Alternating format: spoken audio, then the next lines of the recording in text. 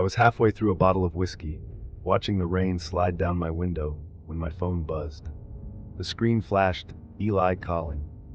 Eli, my best friend since childhood, the same Eli whose funeral I'd stood at 3 weeks ago, clutching his mother's hand so tight our knuckles turned white. I stared at the phone until the ringing stopped, palms sweating. Then it buzzed again, his name still on the screen, and this time I answered, because that's what you do when your dead friend calls. "Hey man." His voice crackled, familiar and wrong at the same time, like hearing your own laughter echoing from a tunnel you know you never entered. He said he was cold, that it was dark, that he couldn't find his way home. His words bounced around inside the phone, overlapping, repeating, like someone was replaying a recording over and over, each time a little more distorted. "Come outside," he whispered. "I need you." There was something else too, a faint shuffling, the sound of wet footsteps on concrete, echoing behind his voice. I laughed, high and sharp, because that's what you do when you're terrified, and joked, "If you want to haunt someone, at least don't call during Jeopardy." He laughed back, but it wasn't Eli's laugh. It was lower, stretched out, and after it faded, I could hear other voices, whispering things I couldn't quite make out.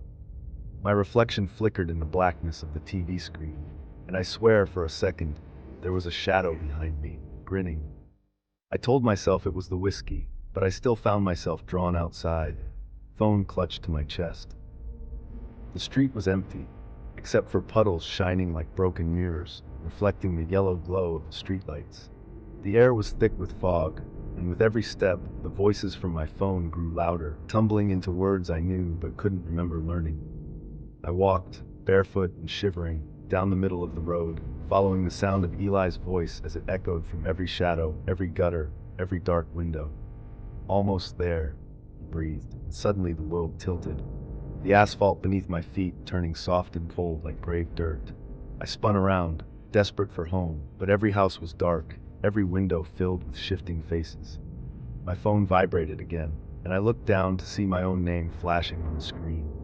The voices crescendoed into laughter, mocking and gleeful, as I pressed answer. My own voice whispered from the speaker, "It's so cold down here. Come find me." The last thing I saw before the phone slipped from my hand was my reflection in a puddle, smiling back at me with Eli's dead eyes. Now, every night, my phone rings at midnight, and every night, the voice on the other end sounds a little more like me.